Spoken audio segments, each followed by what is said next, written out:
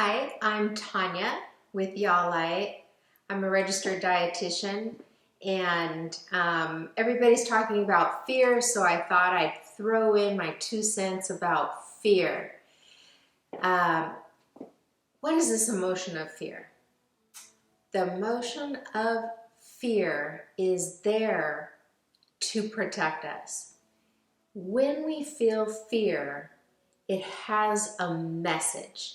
So the message of fear is always that it's seeking to keep us safe. Somewhere in our soul, it gets triggered. There's a threat, there's a danger, and the fear is there to tell us, I want to keep you safe. Now, I hear sometimes people saying fear is the enemy, and fear is not our enemy. Fear is our friend. It is actually trying to tell us how we can solve the problem. Not only does it tell us how we can solve the problem, but when we have a feeling of fear, hormones are released throughout our body that give us a bunch of energy. So when we feel fearful, our heart starts beating, we're ready to either fight or flight. Run away, run away.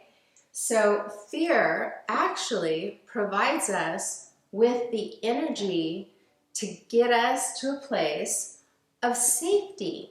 So fear can be a very, very good thing. We should always listen to our fear. However, what you need to do is assess quickly, is this fear that I'm feeling an immediate threat or danger, or is it not an immediate threat or danger? Is it something that I need to take a look at right away and solve? Or is it something that you're alerting me to as an intuition, as a warning, something to listen to? So we always listen to our fear. Now, if it's not immediate, here's some tips for when you hear some fear. Number one, try to stay calm. If there's not an immediate threat, then fear is actually trying to tell you something. So something needs to be solved to make you feel more peaceful. Fear actually is seeking to get us to a place of safety and peace. So number two, what we can do is we can identify the problem.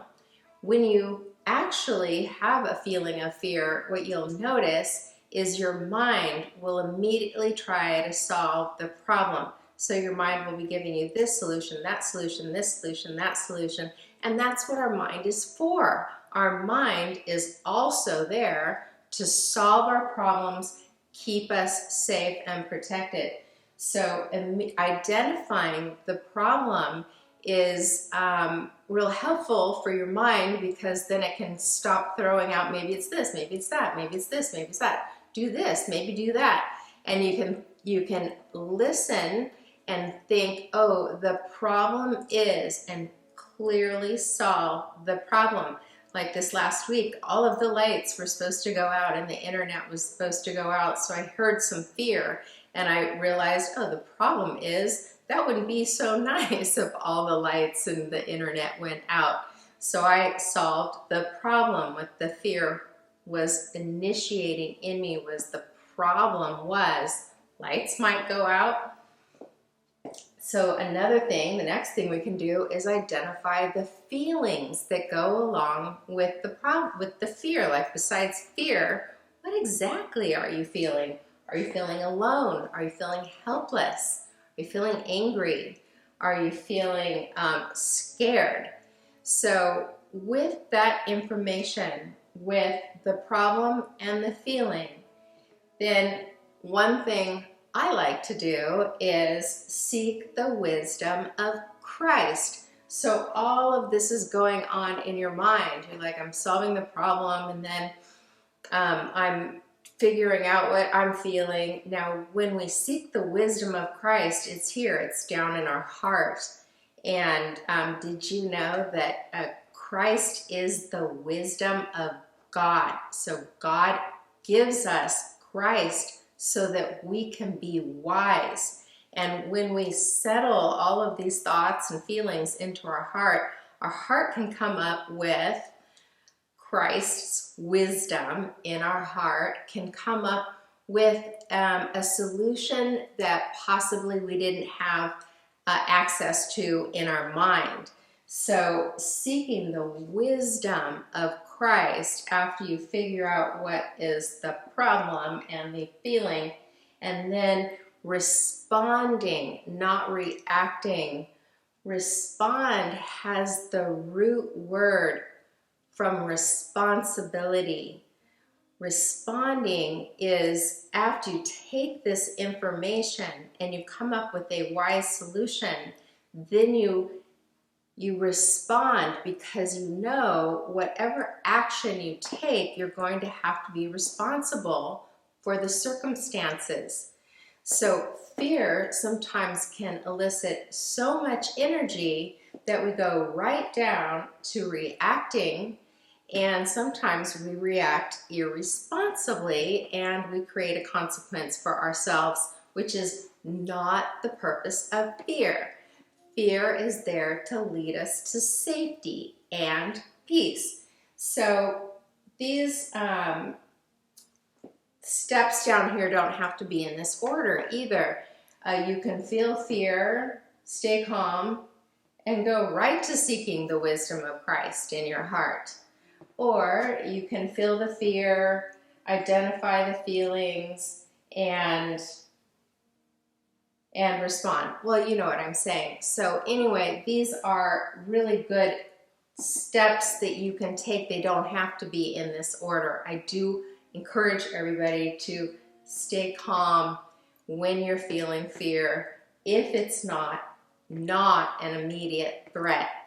So anyway, I hope some of these tips were helpful. There's been so much fear coming at us, and if we can learn to keep ourselves safe and in a calm environment, seek wisdom, respond responsibly, take the steps we need, like I went and bought batteries and flashlights to keep us safe, then we don't need to be exhausted by the feeling of fear, because we can get real exhausted when fear keeps releasing energy, we're reacting, then we're cleaning up the mess of our consequences, then the fear, then the reaction. So anyway, fear is our friend. Just remember that fear is not the enemy, and Christ always can overcome any sort of darkness and give us truth and wisdom for how we need to react. All right, I'm Tanya. Hope that this was helpful. Go in grace and with grace. Thanks so much.